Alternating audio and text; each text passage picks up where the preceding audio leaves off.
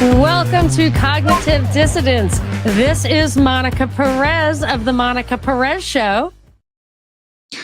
My name's Mike, and I host the Parallel Systems broadcast and the Parallel Mike podcast. And I'm Hrvoje Moric of Geopolitics and Empire, and now also Geopolitics and Empire en Español. Nice. Always putting out tons of great content. It's a privilege to share the screen with you, gentlemen. And a lot has happened since last time we talked. We do this once a month, and there's just so much to cover. I've listened to a lot of what you guys have said, of course, following the news. And I thought we would start with something that I really couldn't decipher on my own. And I got some insight into it from a recent episode of Mike's about, the way you put it, I think, was Trump's plan to replace the petrodollar. I've heard we're moving away from the petrodollar for years, so this isn't a totally new idea. But the way things are going with Trump, it seems like he's on fast forward. So maybe it really is happening this time. What did you mean by that? What prompted it? Yeah, so basically Trump's coming in at 100 miles an hour. So this is clearly a plan that they've had. I think you would have had to have made this plan at least a year out because it's so comprehensive. And it's going to involve the US onshoring a lot more gold, which we've already seen. So that took place immediately after Trump got reelected. And 2,000 tons of gold got sent across to the USA, which is just a crazy amount. And that happened over the space of about 4 or 5 weeks. It caused a lot of problems in the London gold market because all of this physical metal was being sent across from there to New York. And that meant they had to default on their obligations. And then all of a sudden, we had a lot of people talk about a gold revaluation. And you had Tucker Carlson just the other day have Luke Groman on the show, who's a gold expert. And that show was just all a propaganda piece about Americans. You should buy gold. There's going to be a potential revaluation to deal with the debt. And people are now saying, well, what's going on? And essentially what it looks like, guys, is Donald Trump is going to try and remake the dollar system. So it's an evolution from the petrodollar. It's going to have some kind of hard backing. So I think it's going to be gold, but probably rare earths, minerals, national land that's going to be used for mining or natural asset companies potentially. And there is also the prospect that they revalue gold as well. And we know there's a global debt problem. Lots of nations have debt, but they also all have gold. And as Trump and Bessent are planning to devalue the dollar, which is something we know they've discussed, because their immediate kind of trajectory is to devalue the dollar, onshore lots of industry to the US, massively increase exports. But as you devalue the dollar, of course, it's going to devalue versus gold. And if you are going to devalue the dollar, it's going to hurt a lot of American citizens. So maybe that's why they're telling them now, buy gold, because if they're going to have their purchasing power reduced, if it's going to be highly inflationary, well, it won't sting quite so badly if the gold they just purchased, and Luke Groman in that Tucker Carlson interview said 5 to 10% is the recommended amount. Well, if that goes up over the next year to $5,000, $6,000, $7,000 per ounce, it will compensate them. Bessent's 333 plan includes getting US oil production up substantially to kind of make the oil cheaper. So whilst there is inflation rate, there are some interesting kind of side narratives here that are going on. But yeah, I kind of see it as a financial reset that we're going through. And I'll hand it back to you guys and take it where you want with that. Well, Trump had a speech last night, and I was pretty horrified because he hit the idea of inflation and blamed Biden for it, which made me crazy because if you saw the amount of deficits he ran and the debt that increased under his watch during the COVID era, it was very, very predictable that soon after you would see a lot of inflation. I actually think they did that intentionally because they had been struggling with this debt collapse for 20 years almost. And what happened during the Biden era seems to, that inflation to me is a direct consequence of the Trump's first term. But anyway, he started saying about he was trying to fight inflation through making energy cheaper, also through DOGE efficiency. I want to hit on both of those topics. But it seems to me some of the things he's doing is pro-inflationary, like tariffs, or if you devalue the dollar against gold. So Do you have ideas about inflation? I mean, I know we've talked about worldwide inflation. Is it all coming from the same place? Do you guys have an outlook on inflation? Because some of these things would net each other out. This is more Mike's forte. I'll just add that, Matt Smith, who's been on my podcast, who works with Casey, he gave an interview not long ago and saying that the future is going to be super inflationary. A lot of other people are saying this. The average people that I talk to across the world, boots on the ground, are reporting that. So boots on the ground, analysts, and I can give examples of Croatia just real quick, and then we can get Mike's further thoughts on that. Let me see if I can pull up the article. Here's one on Austrian tourists shocked by prices in Croatia, baffled how locals survive. One Croatian in Ireland says, "I earn 60 grand a year, 60,000 euros a year. I haven't been back in 2 years to Croatia. It's cheaper for me to live in Ireland or book a trip anywhere else than spend my summer in Croatia." And I thought this was a funny comment from a Croat. It says, "I have no idea what kind of black magic people use to survive, but they do." And then there was one more on how study reveals 70% of young people in Croatia don't have income to rent or buy property. And I think we've talked about this before. It's a global trend. Like here in Mexico, in the past 10 years, housing prices have tripled in 10 years.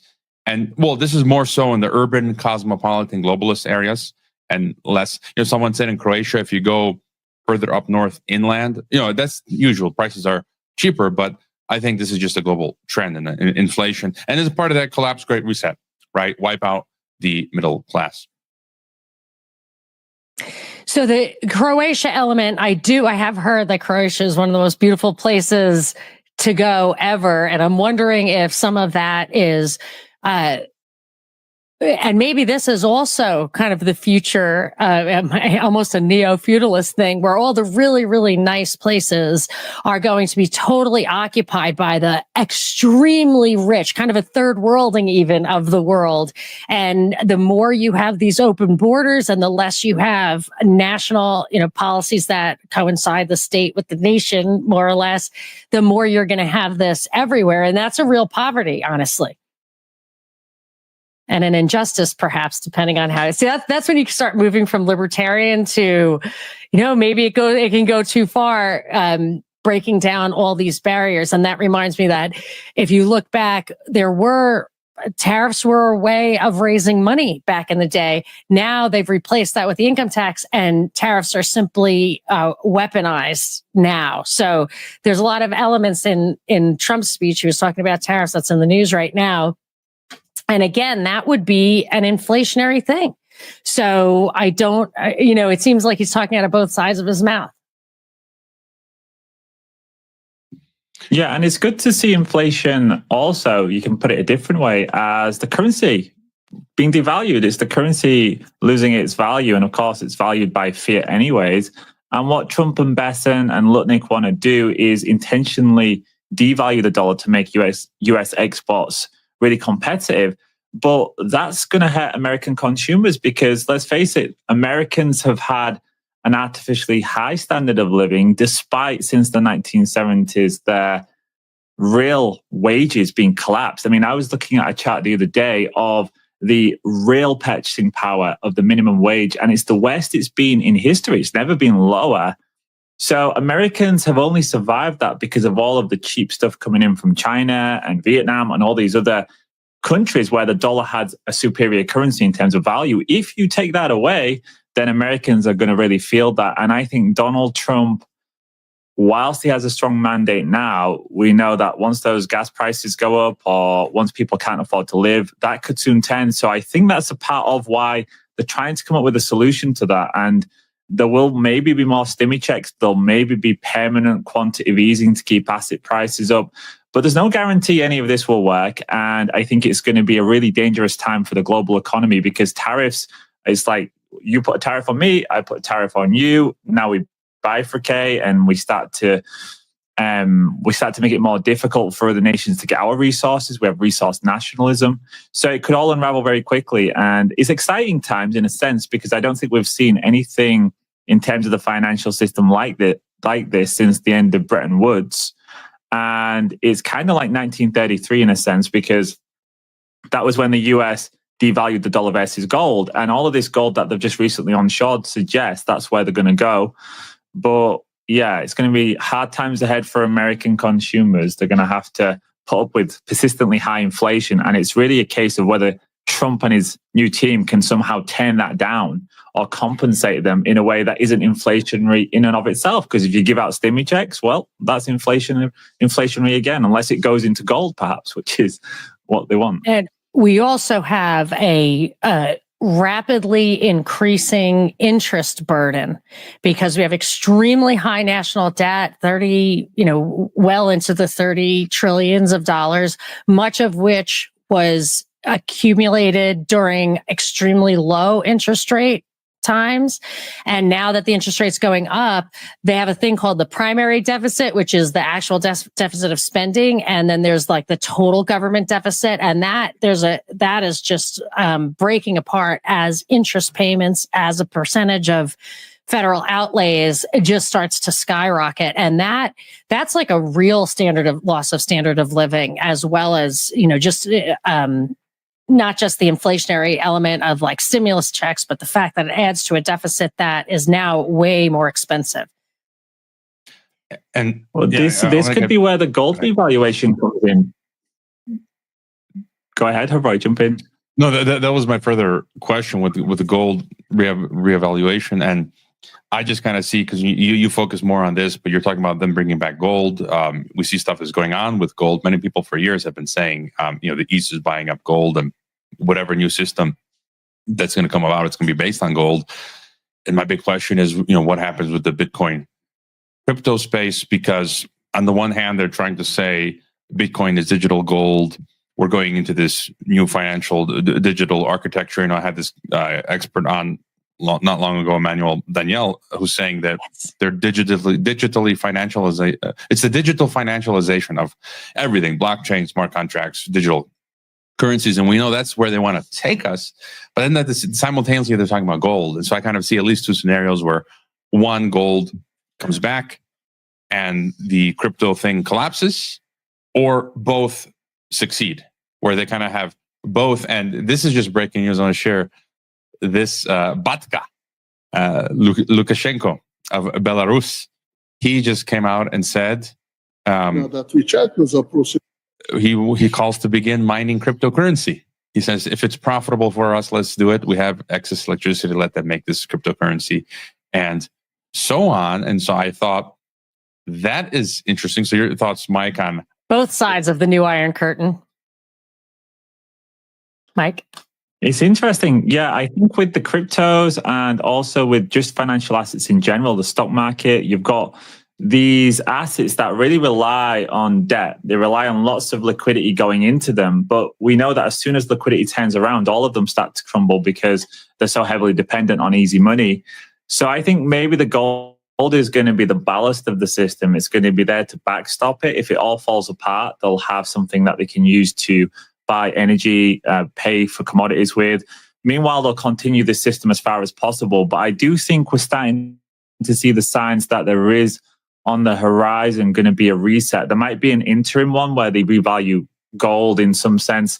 Let's imagine that they take gold from where it is at present to, I don't know, $10,000. That will enable them to pay down some debt and to maybe capitalize the sovereign wealth fund or something along those lines. That's one option. The other one, of course, is we discussed in the past how Bitcoin and some of these cryptocurrencies, they're now actually not the currencies themselves, but the stable coin producers, so Tether, XRP, and also the coin exchanges. They are actually now the biggest purchasers of US debt as well. So they're important for that reason too. The US is losing buys of treasuries in terms of China and Europe. They're going to gold. So I think they need cryptos as well. So maybe this is the old system and the new system kind of running alongside each other for now. And then at some point, I think we see a lot of those cryptos disappear, and it's probably CBDCs. And it might be a gold-backed currency we eventually get to with a digital aspect as well to reinstall reinstall confidence in the system if it does, in fact, collapse. There's no guarantees that they're going to succeed in what they're doing. It's very ambitious. I mean, taking Greenland, taking back the Panama Canal, the Panama Canal, I think it is. So just about the sovereign Canal, the sovereign wealth fund and gold. I was trying to think of how this would work. I don't know the structure of the sovereign wealth fund. It's totally alien to us. I would say it's unconstitutional. It's the kind of thing that emerges in a place that has a surplus, not a deficit like we do, which would be oil countries, Norway and Saudi Arabia. But if we are accumulating gold and the gold goes up in value, and that kind of acts as a sort of surplus on the asset side, because I don't know how it's structured exactly, but my thought was maybe the sovereign wealth fund, because they talk about assets on the balance sheet and that's what they're going to use. I'm thinking they're not just going to use it, they're going to leverage it. So they can either leverage it with debt, or they can leverage it as a fractional reserve thing and just say, well, we've got this amount of gold, we can give ourselves 10 times that amount of spending money in dollars. Because, this is one of the problems with it, is that when you have fiat money, if that entity wants to make an investment, they can just write money. So that is potentially also an inflationary element. But on the other side, you have the strategic Bitcoin reserve, right? Which you were saying is a way to absorb some of those extra dollars when they get out into the world. But I could see how they could work hand in hand. I think that's the plan. And I think also the crypto space is very good for increasing the wealth of all of the people involved, because all it takes is a tweet, right? A tweet's made and those assets can go up 10, 20%. And I think that's a lot of what's happening too. You see Elon Musk make a tweet about Dogecoin, the next day it's up hundreds of percent. So it kind of gives Argentina them a money printer for themselves. So yeah, that's happened. But ultimately, I think we do eventually see this system reset in some way. It has to happen because there's too much debt.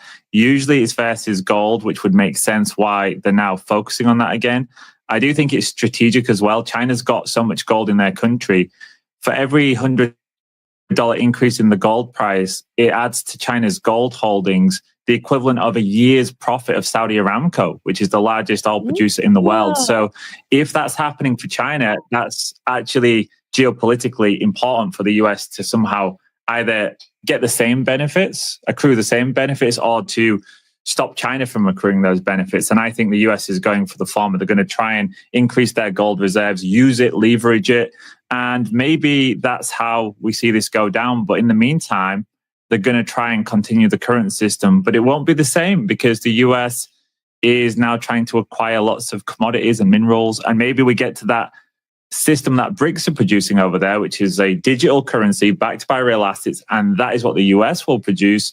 And now we'll have two systems, one on either side doing something similar. And I think that's ultimately where we end up. But like I said, there's a lot of pieces that need to be put in place, but it's happening fast. So it could feasibly be here in a year or two.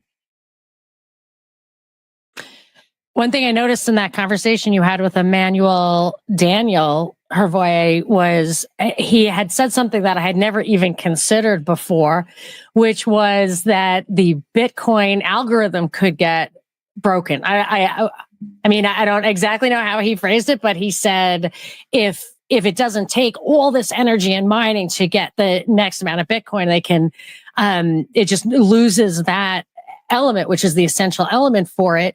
Maybe that becomes obsolete. And if you are using that, this is something Mike said in one of his shows, that you could be using, that at first they were going to say, let's have a US CBDC, but Trump said, screw it, just use what's already out there. If they do that and it busts, maybe that isn't the inevitable future. Perhaps it is. Maybe, like you were saying in a past conversation, Hrvoje, that the primary purpose of the digital currency is to introduce the digital ID. And maybe if it serves that purpose, then they're not fully committed to what happens after that. And they won't have to be, because we'll be essentially digital people, and that'll be that. Yeah, I mean, there's an article posted yesterday. Texas needs equivalent of 30 nuclear reactors by 2030. Data center power demand. And yeah, I came across an article today from Forbes from 2023, which says national digital ID is a foundation for CBDC. Basically, so you need digital ID for CBDC. And Richard Werner and others have said that we've already had digital money for decades, and so it's just a matter. We've already got digital money. We just need the digital ID. Make everyone get a digital ID, then link that to their digital payment systems and force everyone to make digital payments and stop using cash. And then that could be in the form of a CBDC. It can be form of a PBDC, private bank digital currency, stable coins, Bitcoin, and that also gets back to technocracy. By the way, I just went to the DMV and got my license renewed for 5 years because not that I'm staying ahead of the technocracy, but in May 2025, I don't know if it's national at this date, but it's definitely a national movement. California, you have to have a real ID. Starting May 2025, I think the California will no longer issue regular driver's licenses. They have to be linked to biometric data points, data collection. And if you don't have one of those, you have to have a passport just to travel domestically, which I always carry my passport, so I don't need the real ID. But that in my mind, they used to talk about the RFID where they'd actually put it in. Between the phones and the driver's license, I mean, that is digital ID. And I tried to open a bank account for my son and he could not get it without I didn't want to use his real name and I couldn't get a bank account because they looked at the phone number I gave and saw that it wasn't the same name. And I realize now that everything is really tied to your phone. That is your digital ID. And I could not open him a bank account without it. So it's here. We're here. The technocracy is here. We just don't know it yet. Yeah, I don't know should we get into the technocracy? Yeah, let's do it. Because I did want to talk about DOGE in that context, because that was part of Trump's speech last night. And, people, I think have a misimpression. It says of government efficiency, but I think it's that they're probably so advanced with the technocracy that this is just like a turnkey moment. But yeah, let's talk about the technocracy. Well, I mean, DOGE, just real quick, whatever you want to say on that one, just share. I always like to share stuff. Balaji, he made a post, and he's the guy creating the network states. I had a guest on recently, Sterling Lujan, talking about network states, cyber states. And I think this is part of the globalist one world government, technocratic, decentralized, centralized model. It's also confusing, but Balaji says, he's creating in Malaysia, the network states, and you've got in Honduras, these private sort of network states. And the US, they're trying to create versions, and they're essentially 15-minute cities. They're like company towns. And he just tweeted and said, just let Musk do whatever he wants, to rebuild manufacturing in the US, give Musk control of a huge swath of land surrounding the Starbase in Texas, allow him whatever regulations he wants, so on and so forth. And here's another example of DOGE. The world has only one working deep geologic repository for nuclear waste, and DOGE is trying to close down the 90,000 square foot building in Carlsbad, New Mexico, where workers are tasked with directly managing the radioactive site. What could possibly go wrong? So I guess before continuing on, if you have any thoughts on that. Well, that's crazy, because it's hard for them to people fight for decades. States fight against having nuclear waste in there. I mean, to me, that's like trolling. To do that is intentionally scary.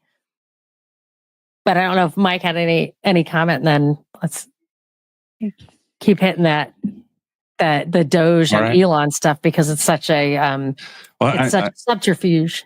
Yeah, I wanted to build up to the article by Chuck Baldwin. So we Panama Canal, right? Ports are sold to BlackRock in victory for Donald Trump, says Financial Times. And then you've got the Greenland announcement. I want to play a real quick clip, 30 seconds from Trump. And I also have a message tonight for the incredible people of Greenland. We strongly support your right to determine your own future. And if you choose, we welcome you into the United States of America. We need Greenland for national security and even international security. And we're working with everybody involved to try and get it. But we need it really for international world security. And I think we're going to get it. One way or the other, we're going to get it. But he's lying. It's not for world security because, so this is a great column from Pastor Chuck Baldwin. He's been on my podcast twice. I just sent him another request, but he's got health issues. His vocal cord is damaged, but he's still preaching. So I'll see if he's able to come on. But he's been really hammering technocracy. And he writes, the impending introduction of Musk's technocratic-dominated governmental system being launched under Trump is more dangerous than almost any of us realize, which is why I'm so obsessed with the algorithm Get on Technocracy, because I think it's the number one threat. And he's citing an article from 2021 by Ira Basin talking about Musk's grandfather, Joshua Haldeman, right, head of Canada Technocracy back in the day.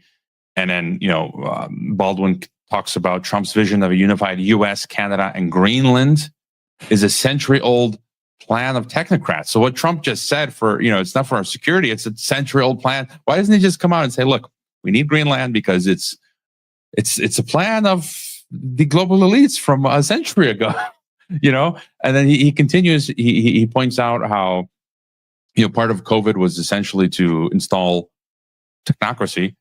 And then he comments on how Musk is talking about AI. There's going to be fewer jobs that a robot cannot do better. With automation will come abundance. But Baldwin says abundance for the technocrats, not for us, right? And then he goes on further saying, no one in this new system, if we go back to Bitcoin, you got energy certificates and credits that would be issued to you directly, the owner, and you couldn't buy or sell or trade them or even steal them, which means you can't accumulate them. You can't accumulate more than anyone else. And so no one would be able to accumulate except for the technocrats themselves, right? And so he says technocracy is a scientific derivative of communism, fascism, Zionism, crony capitalism, just another form of tyranny. And I think he goes on, does he say anything else more? And he says something I think you've talked about, Monica, that he wouldn't be surprised if Trump is assassinated before he leaves office, but not for the reason most people would think. It's to give all power to J.D. Vance, handpicked by Musk, Thiel, and the Israeli lobby. So there's a lot there, but I think he's really hitting the nail on the head. I totally agree. That Vance is the heir apparent. It's not just that's a stepping stone to the presidency. We'll see what happens. I also think that Gavin Newsom is kind of in the hopper for president, but they're both young, so it could take a while. I feel like Trump, the Biden administration was just a placeholder for a 12-year Trump administration, stuff like starting the Ukraine war and maybe finishing it. Getting all that money there, which Biden only got America to buy in because Trump made it a Democrat thing by cutting off the aid and getting impeached for it. That was a big deal. Also, let Biden take the heat for the inflation that Trump's first term generated. So I feel like there's a continuum there, and you could insert a Newsom and get back to a Vance or vice versa. But the one thing that everybody thought was really funny, the Zelensky show, the Zelensky Trump Vance battle in the Oval Office, which I think, and I might be the only one who thinks that it was totally not scripted. Maybe Trump and Vance were scripted, but I think Zelensky knew something was coming, had some preparation. But what happened was they were supposed to get together they were there to do a minerals deal. So let's talk about that in a minute. But ends up, it devolved into posturing and fighting. By the way, the press conference about the mineral deal was canceled, so we really don't know what the status of those conversations were. But Trump, Vance, and Zelensky all emerged as kind of heroes after this back and forth. So I'm just going to show the the Vance thing, let me see if I can get back to where I want it to be on that.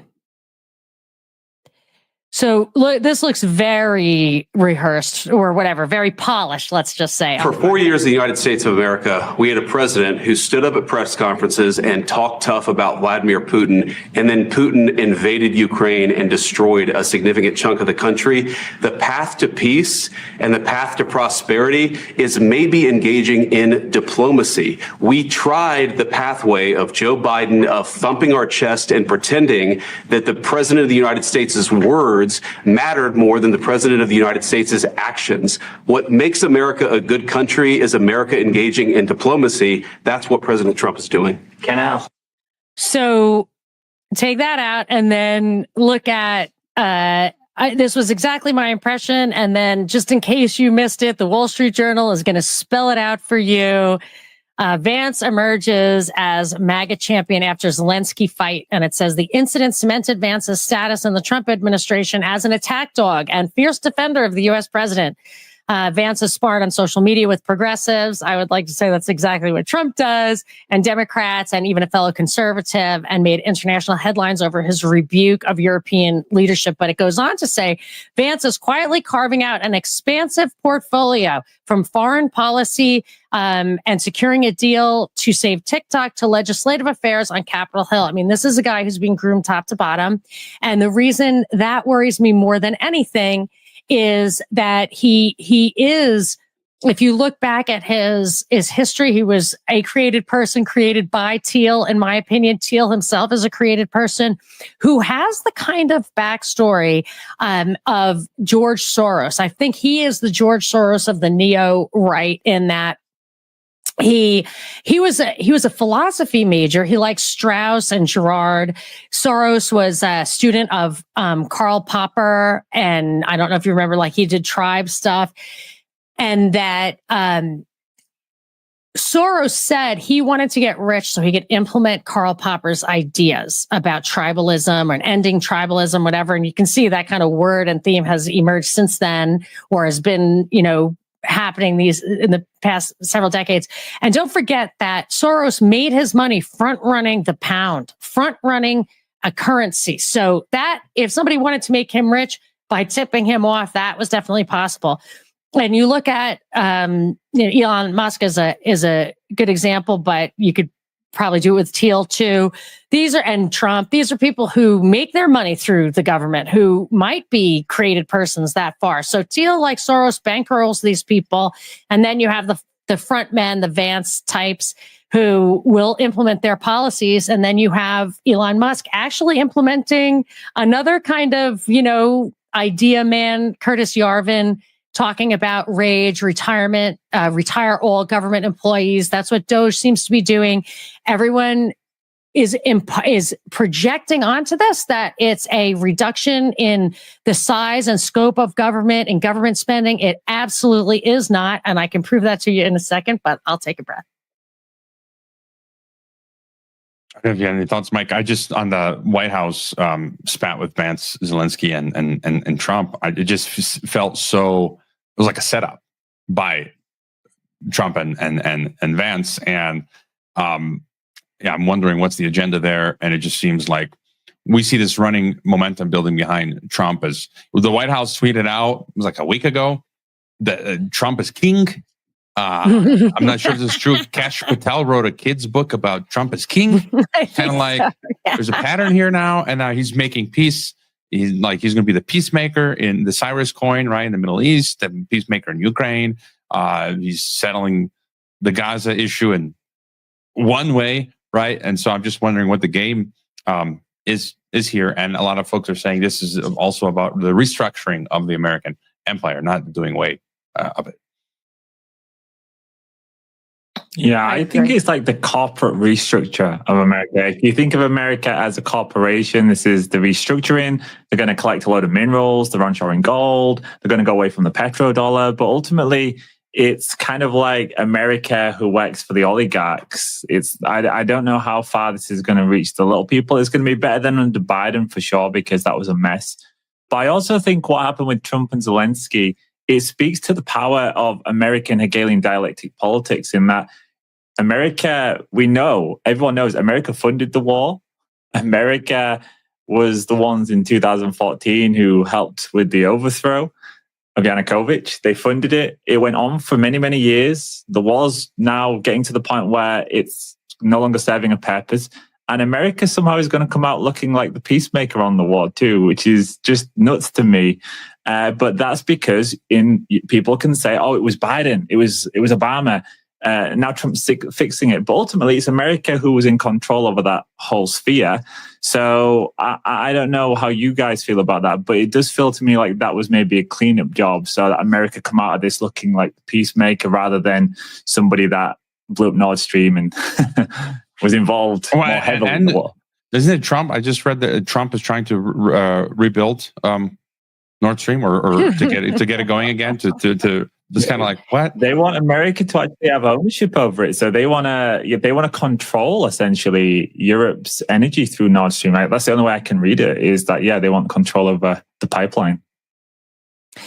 And I will say, and following that idea about Trump distancing from the Ukraine thing, washing our hands of it, I think that's what it's going to look like on the surface. But I feel like why I think even Zelensky was in on this little play is that he will end up benefiting greatly in that the void that Trump is leaving has already been identified by the European countries who are, probably in on the play as well.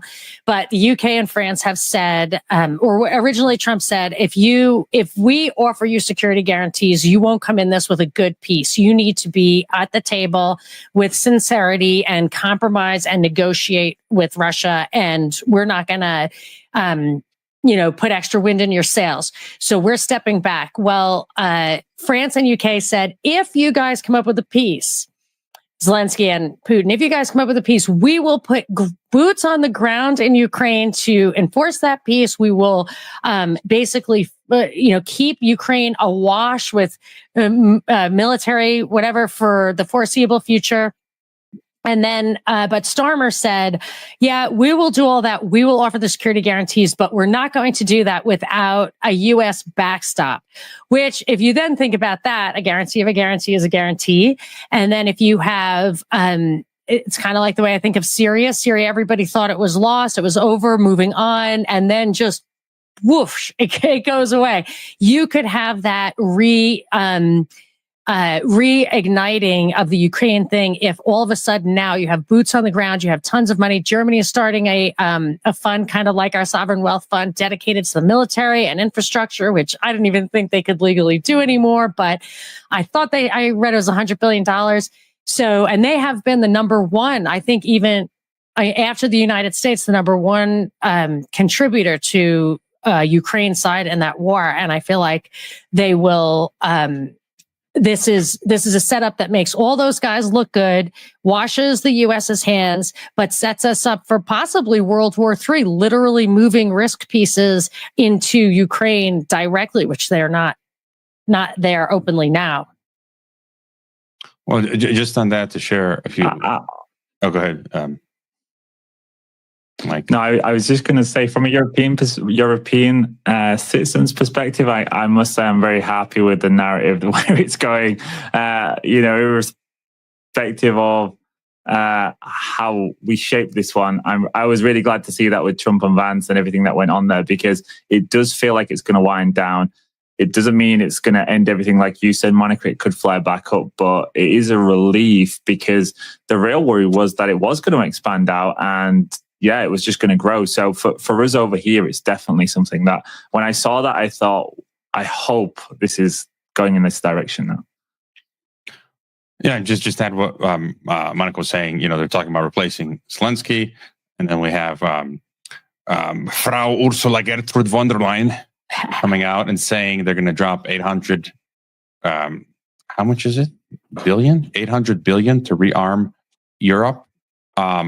And then our friend Charlie Robinson, he comments on Prime Minister of Denmark saying Europe only has 2 months to make critical decisions to protect the continent from Russia. Otherwise, it'll be too late. And I love Charlie's comment. He says, allow me to translate. Europe is going to be the recipient of a false flag terror attack that will be pinned on Russia within the next 60 days. And then you've got Financial Times, this, I can't politely, how do I describe this? Janan Ganesh guy, this, it's just unbelievable. Europe must trim its welfare state to build a warfare state. How about we trim both the welfare state and the warfare state? And so it just seems like, yeah, as you say, Monica, it can go either way. Some people say, Martin Armstrong lately has been saying Europe needs a war. I've been saying also that Ukraine, because of the financial system, but also they need to create EU army, right? That's been one of their goals. And they've successfully, the EU is the prototype for world government, for regional union. They've successfully copy-pasted parts of the EU to the rest of the world peacefully. Like African Union exists. So they have the running political model of EU in African Union. They're working on the Pan-African EU-like parliament. They're working on common regional currencies in ECOWAS, mimicking the euro. You've got Southeast Asian Union. But so we've got many of those parts, but they've never broken through yet the EU by creating EU army, I think, which is one of their goals. And then I read a piece not long ago about, could NATO become world government? So it's like if everyone joins NATO, there's no one to fight against, and NATO becomes world government. So again, I think they have many. Imagine Dr. Strangelove, they're all sitting in a command center with a big table. You mentioned risk, and they're like, they've got different plans, and maybe they drop one plan and they go with the other, or they modify them, they merge them, they bet on different horses. And so I think they're really iterating the way forward. I agree with that, and I feel like we've all have had our eyes on the Trilateral Commission for so many years, Zbigniew Brzezinski's, the North American, the Europe slot, and then the Asian slot. But Africa is now in China. Where is India? I think they can constantly adapt, and now and I look at that, I think it's the North Atlantic Union, which I know. Hrvoje, you brought up at one point in the past that Canada is being pushed to join the EU. Of course, I think that that's just to create the competition for, well, you're going to regionalize one way or another. Why don't we join our Commonwealth parent in the UK? Greenland is like an actual visual bridge to that. And of course, we're going to have the North American Union, which they're going to come at from many different angles, from the cartels and the violence and the help that Mexico needs and how that impacts us. The immigration, the south of the border thing, plus the tariffs, all of these things, that the carrot and the stick, all these things are going to come together so that you get demand from all different directions for a regionalization that may lead to a straight world government, may lead to a bipolar world again, which benefits people because it generates that defense spending and loyalty to your side. There's different ways it can go, but I think we all know which direction it's headed. Yeah, I found these slew of articles that were maybe for a month or two ago. Financial Post says Trump will use the tariffs to push for a closer and more formal economic relationship with the U.S. It's kind of like, we demand better psyops. It's like clear this is all just a clown show, circus show, WWF, WWE, wrestling, tariffs, no tariffs, yes, no, maybe. The goal is North American Union. And then you've got, here's from Toronto Star, Donald Trump drives a wedge between Canada and the U.S. with a trade war. Could we join the EU? Exactly. National Post. Here's what would happen if Canada joined the EU. Yeah. Rothschild is Bilderbergist economist. Why Canada should join the EU? And then I did a quick post on this saying that, whether Canada joins the North American Union or European Union, none of this stuff matters because the ultimate goal is world government. And you got to go back to their old writings. Clarence Strait in 1939 wrote, I think, Union Now, advocating for an Atlantic Union, which would, and this is the map from, this is one of his maps, which advocated a gradual approach to final world union by way of regional unions, starting with the union between the US and Britain. it's kind of interesting why Britain left Brexit. Britain left Yes. EU, and now they're a free agent, to use like NBA terms. And Britain, the plan was to have US and Britain join, and Canada is now, doing stuff. And who did Trudeau meet with recently? King Charles. Nice. King Chucky Charles Tree. III. Something is going on there. But just to go back to the map again, Straight's own words, he says the Atlantic Union, now expanded to include Western Europe, was the first step towards total world government. So, this talk of should Canada join the EU or Canada join USA, at the end of the day, look at the map. The plan is to integrate Canada, USA, Britain, and EU into one giant Atlantic Union, and then the rest of the world. So, we're just arguing over the details. So it certainly the end game is the same. Explains the mystery But of that's why it gets Brexit. interesting, because King Charles, remember, he is actually the legal title owner to all of the land in Canada as the monarch. Like, he is legally the owner. So if the US wants Canadian resources, it would have to go through the monarchy as well. So maybe that's why Trudeau is meeting him. Maybe there's going to be a deal on the table with Canada. Yeah, they're hashing out the details, and I didn't want to mention Mexico. I thought this was too important not to mention this story, which, before we leave North America, this crazy story in Mexico. Again, they're using many pretexts, the cartel stuff, the migration, the tariffs, the China, blah, blah, blah. This is a really horrid story in Mexico. 9 Mexican 20-somethings from 19 to 30, 9 Mexicans, girls and boys, 20-somethings, found dismembered in a car. They were shot, signs of torture. Their hands were chopped off, and they were discovered in the trunk of a car in southern Mexico by Puebla, Oaxaca. I was considering going to Oaxaca. I'm not sure if I will anymore. Here's the photos of them, young Mexican, normal, men and girls and boys, chopped up.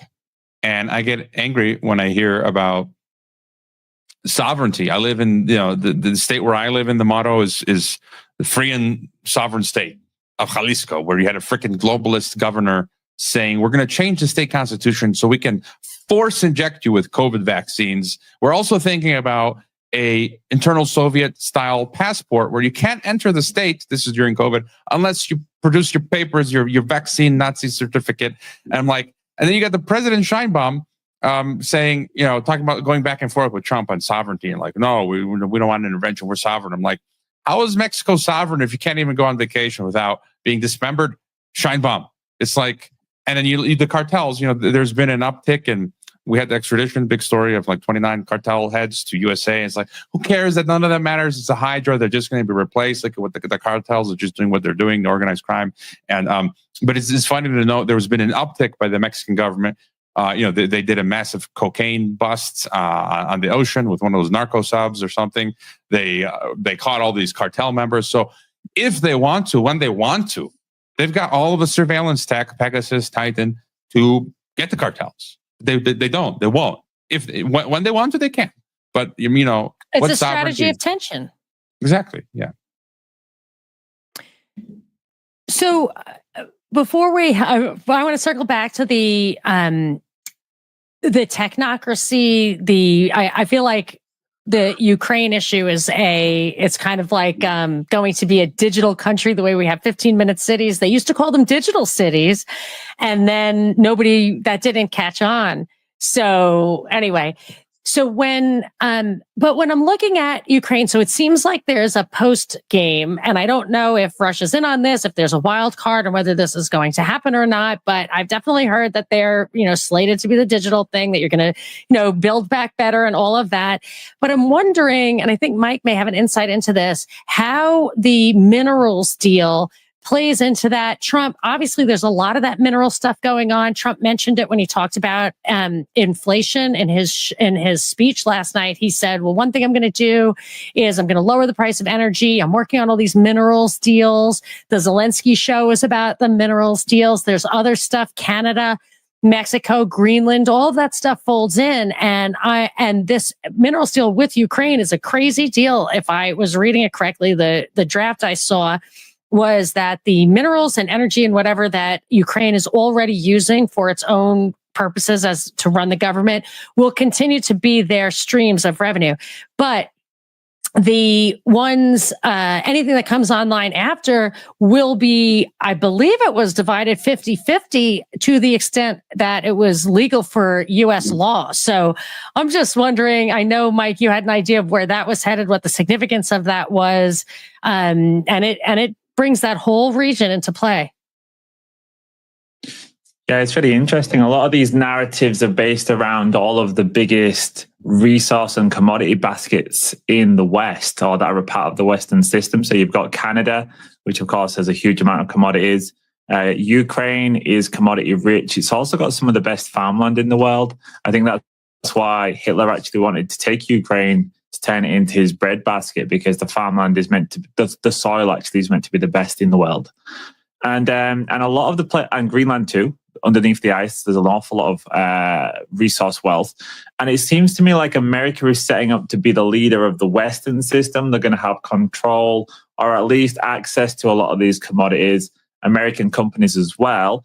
And they'll sell them to the Europeans. They'll sell them to all of their allies. And then China is going to be doing the same on the other side, along with Russia, which again is kind of like a Canada in and of itself. It's got more commodities, but it's a similar type deal.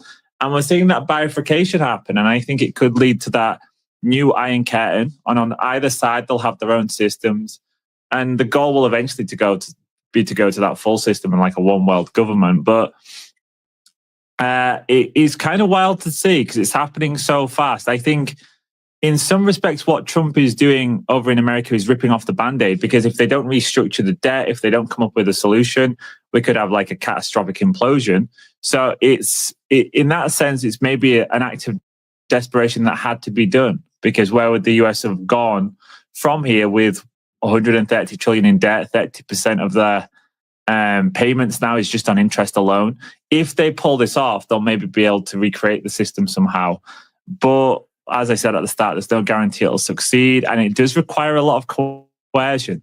You know, this deal with Ukraine is probably not something they would have done otherwise had they not been put in this situation. The one with Greenland, okay, he said, Greenland, you get to choose, but we're going to probably get you anyways. So, and the tariffs too. The tariff is like the stick, right? Is to get nations to go along with it.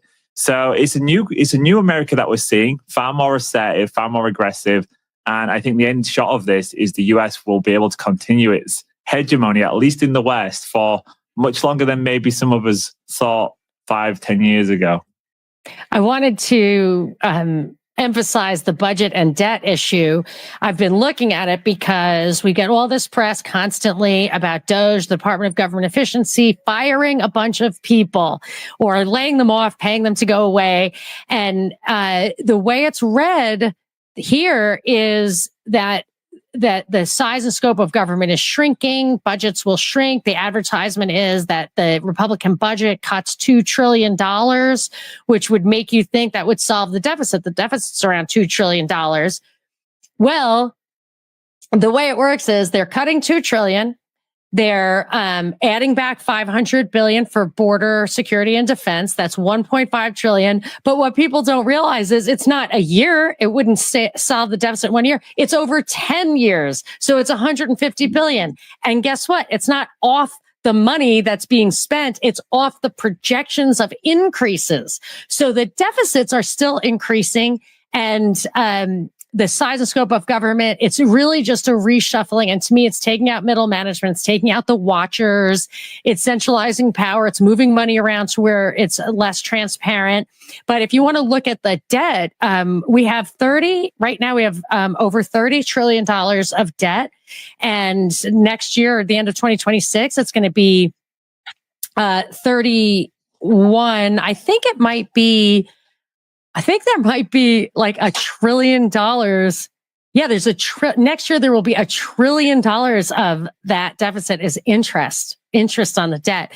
And then if you look at the budget outlook and this is post like the Republican thing, the Trump thing, the budget outlook for 2035, 10 years from now, the debt is forecasted at $52 trillion. The deficit would be 2.7 trillion, 1.7 trillion of which is debt. So I don't see how we resolve that problem. We're getting worse, not better.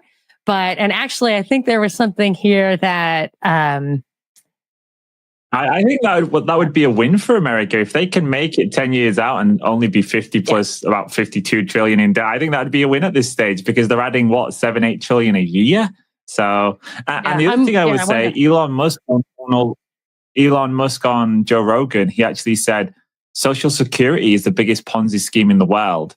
So I would be getting a little bit worried if I was Thiel said that on Joe Rogan.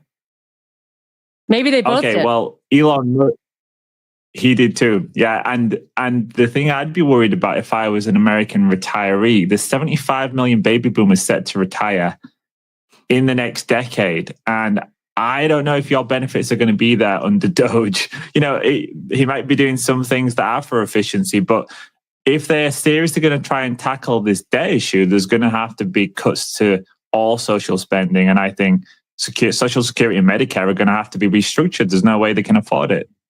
They might, yeah. Universal basic income. And of all people on Rogan, I saw this morning, Ian Carroll. I mean, of all people, Ian Carroll was on there. And I want to get that in a second, this new narrative network, mainstream alternative media, Pied Pipers. And just to add what we were talking about earlier, the digital state, Ukraine, sharing my screen. Again, where is the, here it is. In Gaza, like this is worldwide. We're seeing, this story from the National Arab States endorse Egypt's plan for post-war rebuilding and governance in Gaza. It's Arab leaders meeting in Egypt, endorsing a plan for Gaza that envisions technocratic control. So they're fully out in the open. And so again, it's everywhere. It's in Ukraine. It's in Gaza. It's in Singapore. They're often telling us, writing pieces, we need to copy the authoritarian technocratic Singapore model. They're practicing in Mexico City here in Mexico. Here's Riley Wagaman in Russia, who wrote this piece on yesterday. Russia's model town to fast track biometrics and digital ruble and local economy. The Sirius Federal Territory, I can't believe it's actually called Sirius, a former suburb of Sochi, intends to fast track the use of robots, AI, biometric technologies, digital ruble in markets and restaurants. Established in 2020 by decree of Putin, the president of the Russian Federation, Sirius operates an experimental legal regime.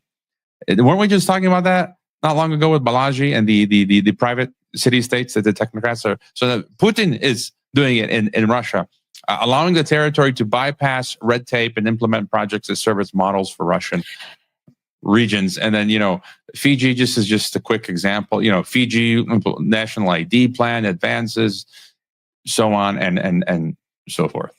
That is the same theme that's happening everywhere. It's where the Curtis Yarvin, he was the thinking guy. He brought that stuff up where we need a dictator, we need a king that will be able to get stuff done. It's so foreign to the American mentality to want the government to get things done. It's all designed. He acts like it's a flaw with the Constitution that nothing can get done, that we have checks and balances, that we have separation of powers. It's the feature. It's the thing that makes it work. And that's why none of the get stuff done happens at the federal government. It's supposed to happen at the state level. Look at the 9th and 10th Amendments. So to me, for someone to introduce that, I don't know about what the vision other countries have, which may be because they are more of a nation, more of a unified religious or ethnic or whatever, but we don't have that. The only reason it's worked for us as a stitched together patchwork of places that have different geologies, different geographies, different climates, different people, different religions, is because at the federal level, it was really, even before that, it was mainly a free trade zone.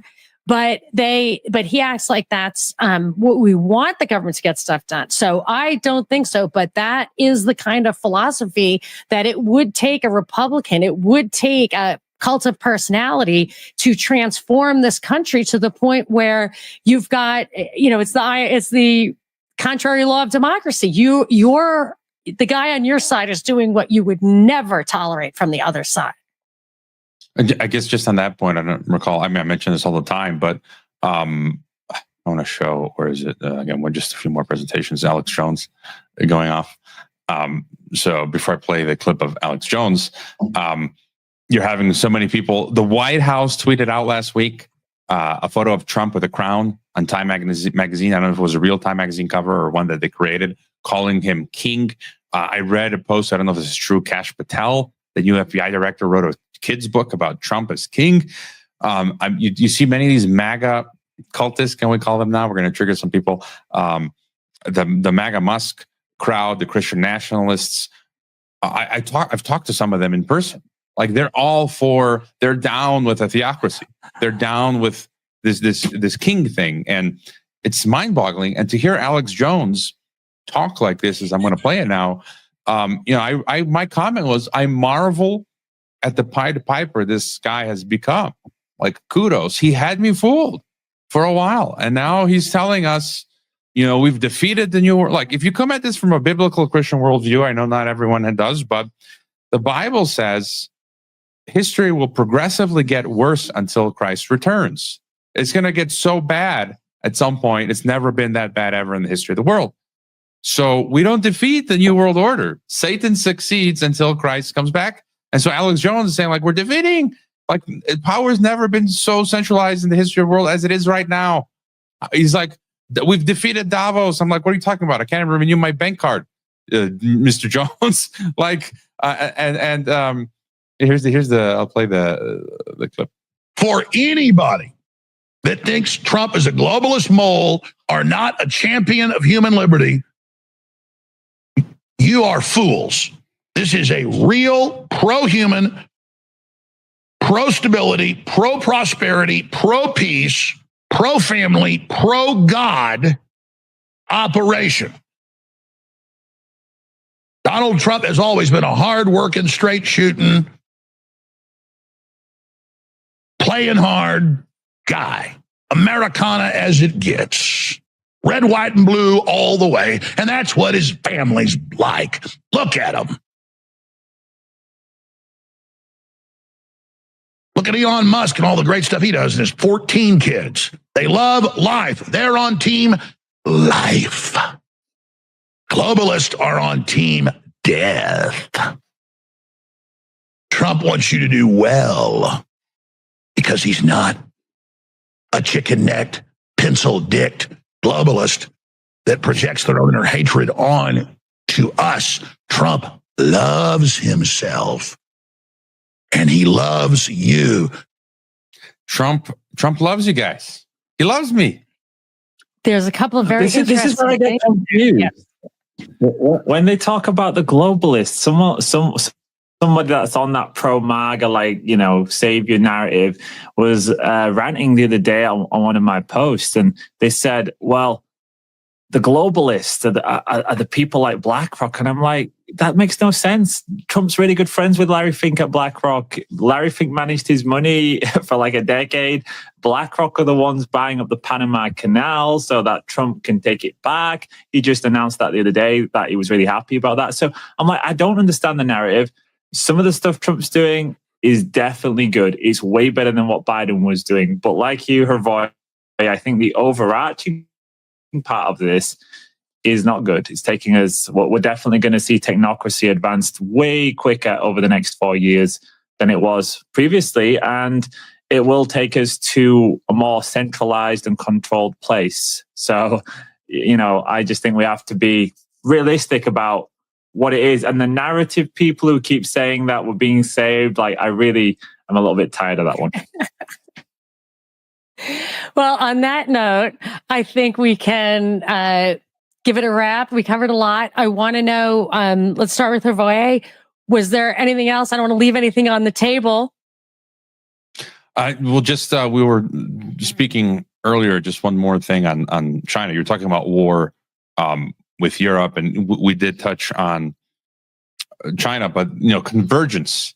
Convergence is the goal for one world government, merge East and West. Anthony Sutton has talked about it. I've interviewed the director of the European Council on Foreign Relations, Mark Leonard, who wrote a book. And in my interview, he said that they're going to be, he called it mimetic they're going to be mimicking. The U.S. is going to absorb China's qualities like social credit stuff and more authoritarianism, and China is going to absorb a bit of both until they become sort of one. And here's the China's foreign minister calling for establishing a fair and equitable world government. So they're not against world government. And he goes on to talk about multipolarity, which I've been arguing for the longest time. Multipolarity is world government. And so for all these multipolaristas, please, the hyper BRICS crowd, Putin is awesome and she's going to save us. I'm like, you guys are getting paid, or you got big followings that, you're making a Faustian deal here. And they in this article, it says the trend toward multilateralism is irreversible. Reforming and improving global world government cannot be delayed. And, multipolarity, that's what it's all about. So China is kind of like, and they're saying, we're down with world government. We just want a fair one. And just to add to that, this was a Chinese embassy tweet. Chinese embassy in the U.S. said, if war is what the U.S. wants, be it a tariff war, a trade war, or any other type of war. Hey, y'all, that was pretty crazy. The video just crapped out. All of us got thrown off. It disappeared everywhere. We barely got it back. It got cut off with just probably a half a minute left. We were saying our goodbyes. So sorry for that abrupt end to the video. But what a great conversation, as always, with Hrvoje and Mike. Can't wait for the next one. Thank you all for coming. For now, this is Monica Perez, and you have been listening to Cognitive Dissidents.